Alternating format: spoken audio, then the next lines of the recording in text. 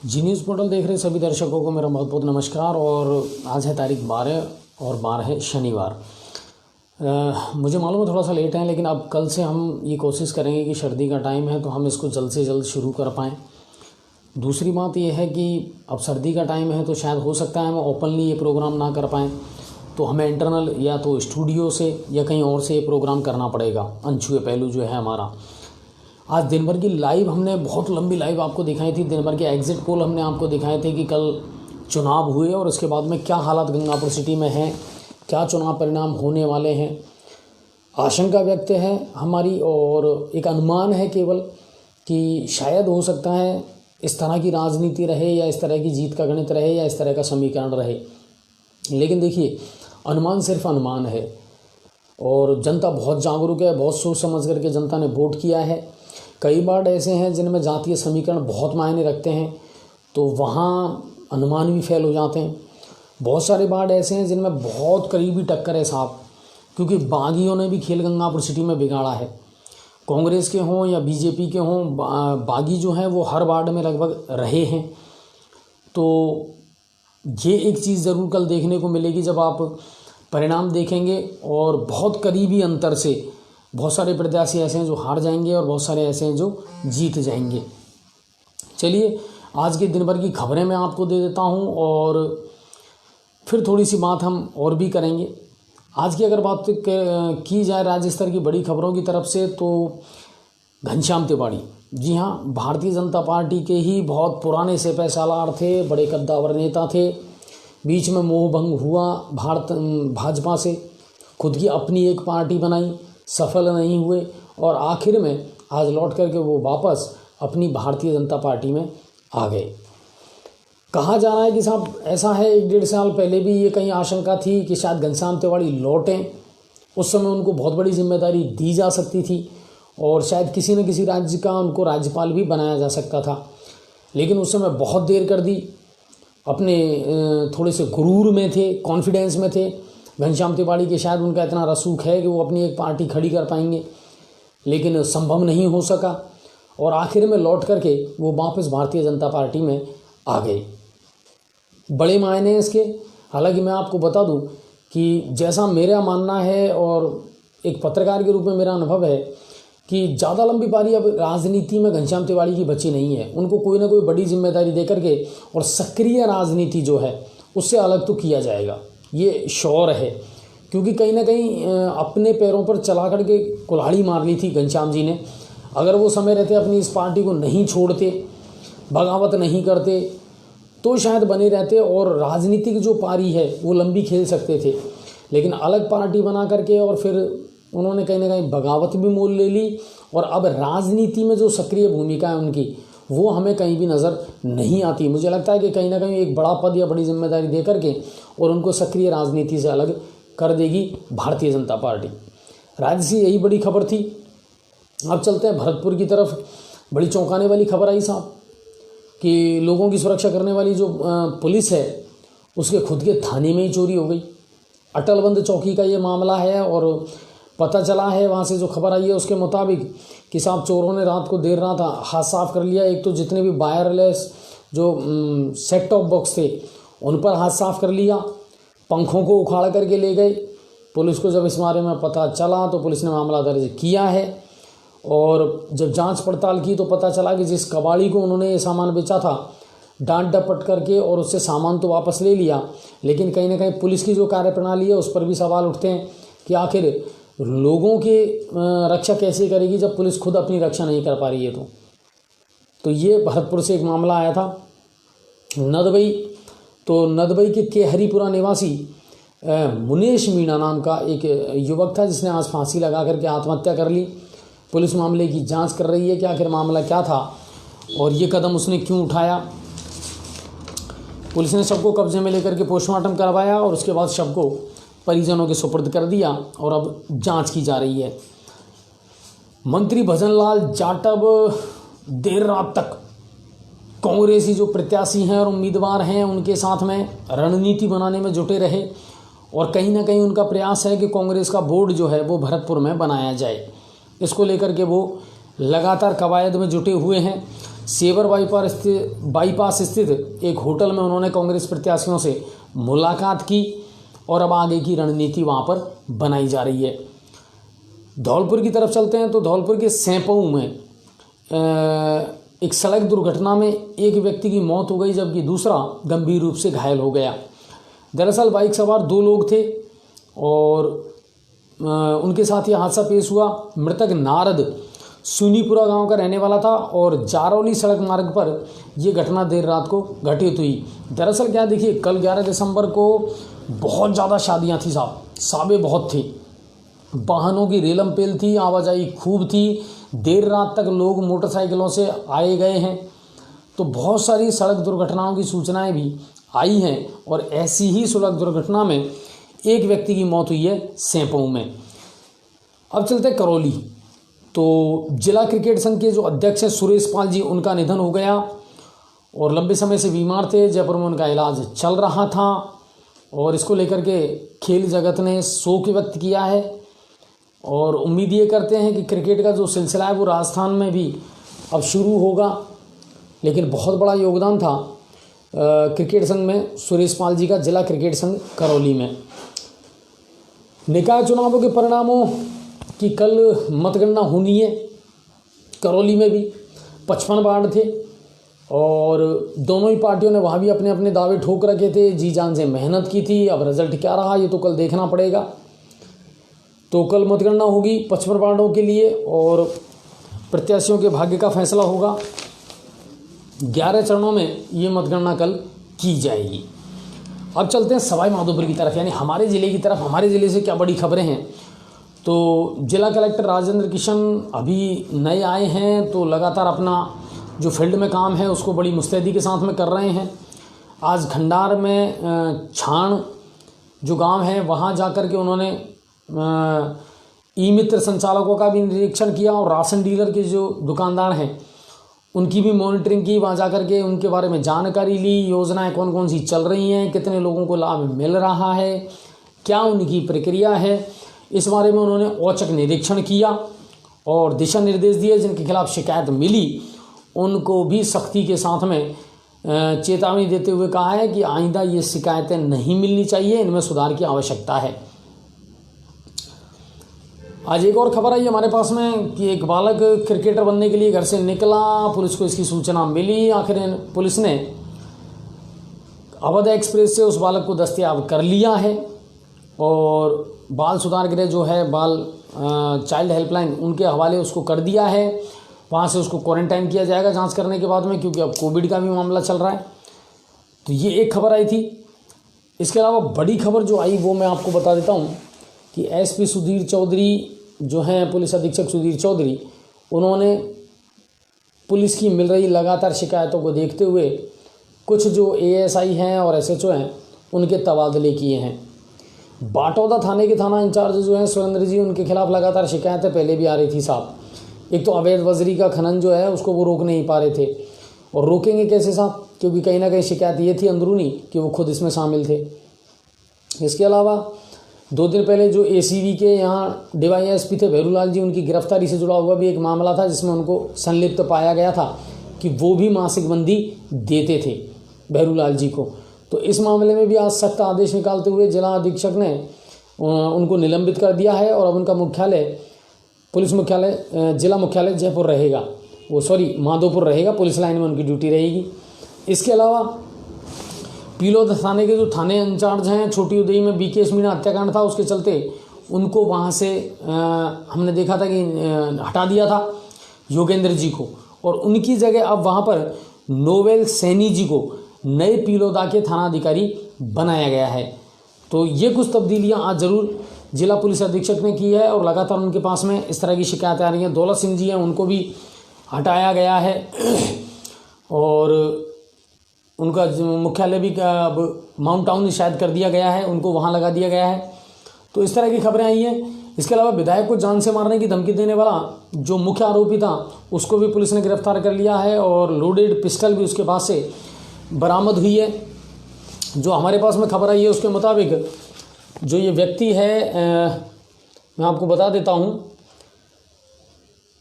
कि इसका नाम जो है ये विज्ञान नगर किशनपुरा का रहने वाला विजय राम है। और कुछ दिन पूर्व इसने फेसबुक पर विधायक दानिश अबरार को जान से मारने की धमकी दी थी और दूसरी गैंग के सद्दाम को संरक्षण देने का ये मामला था, जिस पर इसने विधायक महोदय के खिलाफ आरोप लगाए थे। तो आज उसको गिरफ्तार कर लिया गया है। उसके पास से अवैध देसी कट्टा और कारतूस भी बरामद हुए हैं। ये मामला है। अब चलते हैं गंगापुर सिटी की तरफ। मैं थोड़ी सी माफ़ी चाहता हूँ दोस्तों कि मेरे 2-3 दिन से गले में दर्द है और इस वजह से मैं शायद प्रॉपर नहीं बोल पा रहा हूँ, लेकिन कोशिश पूरी कर रहा हूँ। खैर, गंगापुर सिटी की तरफ चलते हैं। तो गंगापुर सिटी से क्या खबर है, देखिए कल देर रात भी हमारे पास में एक खबर आई थी कि भारतीय जनता पार्टी और कांग्रेस अब अपने अपने प्रत्याशियों को लेकर के बाड़ेबंदी में जुट चुकी है। गंगापुर सिटी के 60 जो वार्ड हैं, कांग्रेस तो चाहेगी कि अपना खाता खोले और कांग्रेस का सभापति बने, जबकि भारतीय जनता पार्टी चाहेगी कि एक बार और हैट्रिक लगाई जाए और बोर्ड जो बने वो भारतीय जनता पार्टी का बने। दोनों ही जो विधायक है, पूर्व विधायक मान सिंह गुर्जर और वर्तमान विधायक रामकेश मीणा जी जान से जुड़ चुके हैं कि किस तरह पाले को बदला जाए, किस तरह प्रत्याशियों को अपने कब्जे में लिया जाए।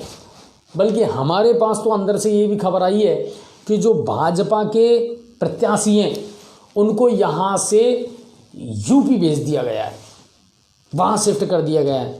क्योंकि बाड़ेबंदी की जो ये परंपरा है ना, ये कोई नई नहीं है साहब, राजनीति में लंबे समय से चली आ रही है।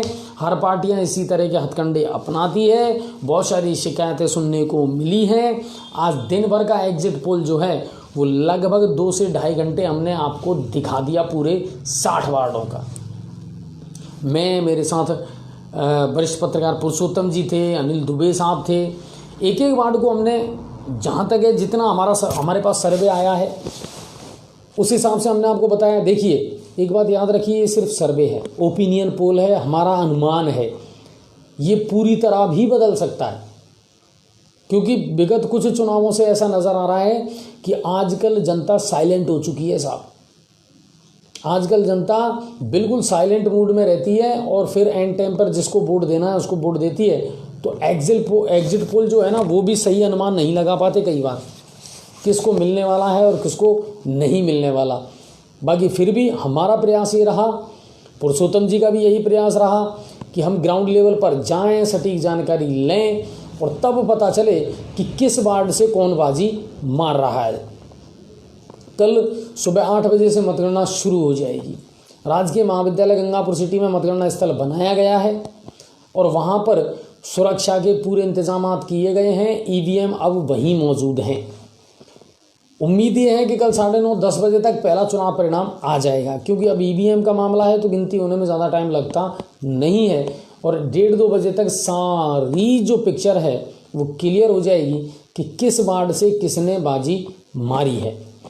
कुछ वार्ड ऐसे हैं जिनमें बड़ा करीबी मामला है और कुछ वार्ड ऐसे हैं जिनमें स्थिति लगभग क्लियर हो चुकी है।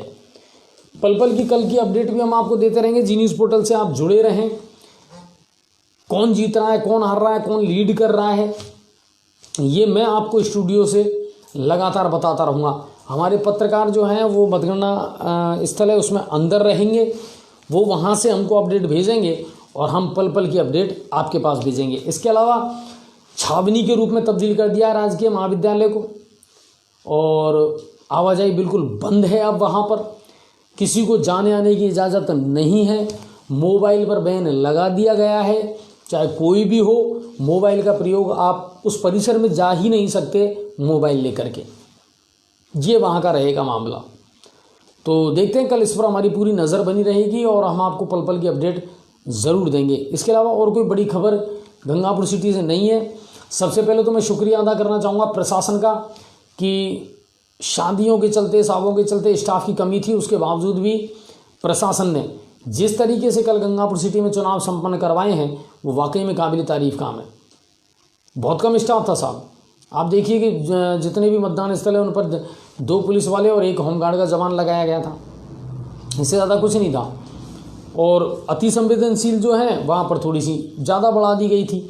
लेकिन एडीएम नवरत्न कोहली, एसडीएम अनिल चौधरी साहब, अतिरिक्त पुलिस अधीक्षक हिमांशु जी, पुलिस उपाधीक्षक कालूराम मीना जी लगातार फील्ड में सक्रिय रहे। कल शाम तक देर तक और पूरी मामले पर निगरानी रखी, कहीं से किसी अनियमितता की, कोई गड़बड़ी की कोई खबर ना आए। अगर कहीं से आई भी तो तुरंत उन्होंने क्विक रेस्पॉन्स लिया और वहाँ पहुँचे अपनी टीम के साथ में और मामले को शांत भी करवाया, जैसा कि वार्ड नंबर 48 से खबरें आई थी। तो कुल मिलाकर के कि प्रशासन बधाई का पात्र है, और प्रशासन से ज़्यादा बधाई का पात्र है गंगापुर सिटी का आमजन। माधोपुर से ज़्यादा वोटिंग हुई गंगापुर सिटी में, और यही लोकतंत्र की खूबसूरती है कि जो अधिकार संविधान ने आपको दिया है उसका बिल्कुल सही इस्तेमाल करें, अपने मत का सही इस्तेमाल करें। और उम्मीद है कि जनता ने बहुत सोच समझ करके कल वोटिंग की होगी। अब देखना ये है साहब कि आखिर इस शहर का क्या होगा, कौन नया सभापति बनेगा, क्योंकि अब तो एक नया नियम और आ गया कि साहब कोई अगर पार्षद का चुनाव नहीं लड़ता है तो भी कोई बाहरी व्यक्ति आकर के सभापति का चुनाव लड़ सकता है। अब उसके क्या गणित रहेंगी, क्या समीकरण रहेंगे, क्या आंकड़े रहेंगे, वो तो आने वाले वक्त में पता चलेगा। लेकिन कुल मिलाकर के ये है कि अब बहुत जल्दी स्थितियां जो हैं, उम्मीद करते हैं, क्योंकि आप जितने भी लोग हैं आपको भी पता है कि हम भी लगातार बिजली, पानी, सड़क, सीवरेज, अमृत योजना, रोड लाइट, सबके मुद्दे उठाते आए हैं साहब। लेकिन क्या करें, ऐसा लग रहा है काफ़ी टाइम से जैसे नगर परिषद तो है ही नहीं जिंदा। उम्मीद ये करते हैं कि अब नए नुमाइंदे आएंगे, नए वार्ड मेंबर बनेंगे, कोई नया सभापति बनेगा तो इस शहर की सुध लेगा और इस शहर के अच्छे दिन आएंगे। तो यही उम्मीद हम करते हैं और यही सोच करके प्रत्येक गंगापुर के व्यक्ति ने अपने मतदान का प्रयोग किया है, अपने मत का प्रयोग किया है। अब देखना ये है, क्योंकि हम तो सिर्फ अनुमान लगा सकते हैं साहब, बाकी सबका भाग्य ईवीएम में बंद है और वो कल पता चल जाएगा क्या रहा क्या नहीं रहा। बाकी एक बात ज़रूर कहूँगा, कोरोना को लेकर के कोई नई अपडेट नहीं है। इतना ज़रूर मैं कह सकता हूँ सर कि अब जो केस आ रहे हैं कोरोना के, वो लक्षण वाले नहीं आ रहे हैं, यानी उनमें कोई लक्षण नज़र नहीं आ रहा है, लेकिन वो कोरोना संक्रमित पाए जा रहे हैं टेस्ट के दौरान। ये ज़रूर जो है चीज़ देखने को मिल रही है। और दूसरी बात कि कोरोना का मामला अब धीरे धीरे धीरे धीरे कम हो रहा है।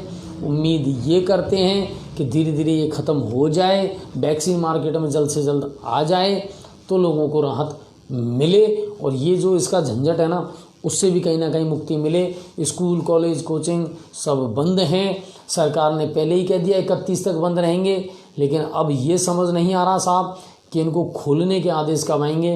इनको जल्द से जल्द अगर खोल दिया जाए तो बेटर होगा। शादियों की अगर बात करें तो 11 दिसंबर का आखिरी साया था, इसके बाद अब लंबा गैप है।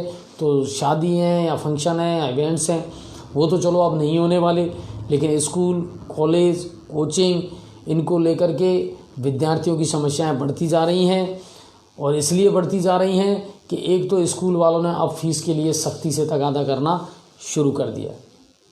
बिल्कुल स्पष्ट बात है ये साहब, जितने भी विद्यालय हैं उन्होंने पेरेंट्स को बिल्कुल सख्ती से कॉल करना शुरू कर दिया है, फीस जमा कराइए, फीस जमा कराइए, जबकि एक भी दिन स्कूल नहीं चला है।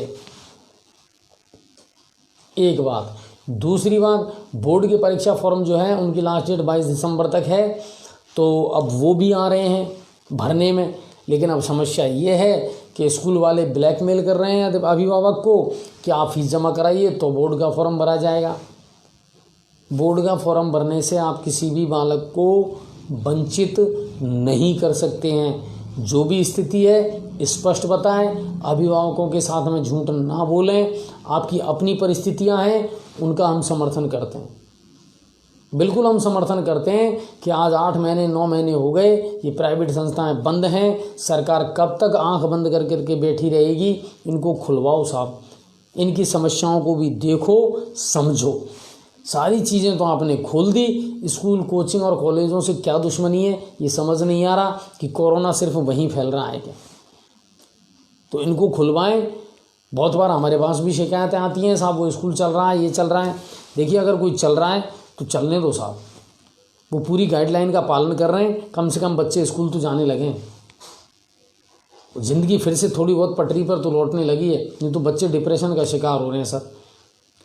तो कुल मिला करके ये है कि बहुत सारे मुद्दे हैं साहब जिन पर सोचना है। किसान आंदोलन है, उसका कोई हल निकलता हुआ नज़र नहीं आ रहा। और अब इसमें से नए तथ्य निकल कर के आ रहे हैं कि जैसे वो CAA का विरोध हुआ था कि ये जितने भी आंदोलन है ना, ये स्पॉन्सर्ड ज़्यादा हैं, प्रायोजित किया जा रहा है साहब इनको, वरना ये किसान आंदोलन नहीं है। एक बात मैं आपको बता दूं, विधायक रामकेश मीणा ने जब पंचायत समिति में किसान प्रतिनिधियों की बैठक ली थी और मैंने आपको लाइव दिखाया था, और उस लाइव के दौरान मैंने विधायक महोदय से, आपने जितने भी हमारे दर्शक हैं उन्होंने देखा होगा, सुना होगा, मैंने उनसे एक लीक से हट करके प्रश्न पूछा था कि साहब आप किसानों की बातें कर रहे हैं, बहुत अच्छी बात है, आंदोलन होना चाहिए, किसानों की बातें अगर समस्या है तो उनका समाधान होना चाहिए, लेकिन पिछले 1.5-2 साल से जितनी भी नई ग्राम पंचायतें हैं और पुरानी ग्राम पंचायतें हैं, उनके सरपंचों को भी बजट नहीं मिल रहा है महाराज। इसका समाधान कौन करेगा? राज्य सरकार को चाहिए कि जितनी भी ग्राम पंचायतें हैं उनका बजट जल्द से जल्द जारी करे, ताकि जितने भी सरपंच हैं वो अपनी ग्राम पंचायतों में काम करवा सकें, वरना वो क्या मुँह लेकर के जाएंगे अब ग्रामीण जनता के पास में? क्या सोच करके उनको चुना था और वो 1 रुपये का भी काम अभी तक अपनी ग्राम पंचायतों में नहीं करवा पा रहे हैं। और मैंने ये सवाल सीधा सीधा पूछा था विधायक रामकेश जी से, और उन्होंने कहा कि बिल्कुल चुनावों के बाद हम जल्द से जल्द बजट जारी करेंगे। चुनाव तो आ जाए हैं साहब, सरकार तो 2 साल से चल रही है, तब से क्या कर रहे थे? बजट तो जारी कर दो उनका। और उस पंचायत समिति सभागार से निकलने के बाद भी कुछ जो सरपंच थे और ग्रामीण थे, जो किसान थे, उन्होंने एक बात कही है दोस्तों, ये बिल्कुल मैं विश्वसनीयता के साथ आपसे कह रहा हूँ, अंदरूनी बात है जो उन्होंने मुझसे कही कि साहब हमें पता नहीं है ये कानून क्या है, कैसे कानून है, हम तो इतना ज़रूर जानते हैं कि जो आपने सवाल पूछा ना वो 100% सही है कि कम से कम ग्राम पंचायतों के सरपंचों को बजट तो दे दो, तो हम अपने गाँव में कोई विकास का काम तो करवा पाएँ। तो ये जितने भी चीज़ें हैं ना, प्रोपोगेंडा है साहब, ये प्रायोजित नहीं होना चाहिए। मैंने उस दिन कितनी सारी समस्याएं बताई थी कि सिर्फ ये 3 कानूनों के हटाने से अगर समस्याएं सॉल्व होती हैं तो हम भी समर्थन करते हैं, लेकिन सिर्फ किसान की एक समस्या नहीं है, बहुत सारी समस्याएं हैं, तो उन पर भी गौर करना पड़ेगा। और कुल मिला करके ये है कि चाहे गंगापुर हो, चाहे सवाई माधोपुर हो, चाहे हमारा राज्य हो और चाहे देश हो, लोगों को भी जागरूक होना पड़ेगा, सरकार की घंटी से घंटी बजानी पड़ेगी, हमें अपनी आवाज़ बुलंद करनी पड़ेगी, अपने हक की लड़ाई, जितनी भी लड़ाइयाँ हैं वो लड़नी पड़ेंगी। ये बिल्कुल शाश्वत सत्य है। और एक चीज़ मैं आपको बता दूं कि जैसे ही नगर परिषद का गंगापुर सिटी में गठन होगा, जी न्यूज़ पोर्टल लगातार अब अपनी इस मुहिम को जारी रखेगा कि चाहे कोई सभापति हो, चाहे वार्ड मेंबर हो, हम उससे डे प्लान पूछेंगे, उसका जो एजेंडा है वो पूछेंगे और लगभग साल भर उसके काम पर निगरानी रखेंगे, आपने काम किया है या नहीं किया है, वो बीजेपी का हो या कांग्रेस का हो। अब कुल मिला करके ये है कि इस शहर को हम गड्ढे में नहीं जाने देंगे, गर्त में नहीं जाने देंगे। नांदोती से हमारे पास खबर आई है डॉक्टर महेश मीणा हत्याकांड को लेकर के कि 2 महिलाएं अनशन पर वहां बैठ चुकी हैं। एसपी ने जांच बदल दी है। हिंडौन के जो पुलिस उपाधीक्षक है किशोरी लाल जी, अब उनको जांच दे दी है। पहले टोडा भीम के उपाधीक्षक जो थे, पुलिस उपाधीक्षक कमल राम जी, वो कर रहे थे, लेकिन उनका करना नहीं करना बराबर है साहब, 2 महीने से उनके हाथ तो कुछ लगा नहीं। अब किशोरी लाल जी को सौंप दी है, लेकिन उसके बावजूद भी जो पीड़ित परिवार है, उनकी दोनों जो बहुएं हैं, एक तो उनकी पत्नी और उनके छोटे भाई की मिसेज, वो दोनों महिलाएं आमरण अनशन पर बैठ चुकी हैं एसडीएम ऑफिस के सामने। अब देखना होगा ये कहानी कहाँ आगे बढ़ती है और इसमें क्या परिणाम निकल करके सामने आता है। तो ये आज की तमाम दिन भर की अपडेट थी, इसके अलावा और कोई खबर नहीं है हमारे पास में। कल जो चुनाव परिणाम है उन पर लगातार हमारी नज़र बनी रहेगी और उम्मीद करते हैं कि दिन में जो लाइव हमने आपको दिखाया था एग्जिट पोल वाला, वो आपको पसंद आया होगा। हालांकि आप लोगों ने बहुत तादाद में उसको व्यूज़ मिले हैं साहब, खूब देखा है और शेयर भी किया है, लेकिन याद रखिए वो सिर्फ हमारा अनुमान है, सही क्या है गलत क्या है ये तो कल पता चलेगा। बाकी इतना ज़रूर कह सकता हूँ साहब कि राजयोग हर किसी के भाग्य में नहीं होता, ईश्वर किसी किसी को ये अच्छे नेतृत्व की क्षमता देता है, तो जिसके भाग्य में होगा वो कुर्सी पर बैठेगा। और जो बैठेंगे उनसे अभी हमारा निवेदन ये है कि साहब सिर्फ बैठने के लिए ये कुर्सी नहीं मिली है, ये जिम्मेदारी नहीं मिली है, बल्कि आपको अब अपने वार्ड में कुछ करके भी दिखाना पड़ेगा। काम करना पड़ेगा और लोगों को जागरूक करना पड़ेगा और लोगों के बीच में रहना पड़ेगा। खबरों को ज़्यादा से ज़्यादा शेयर करें, लाइक करें।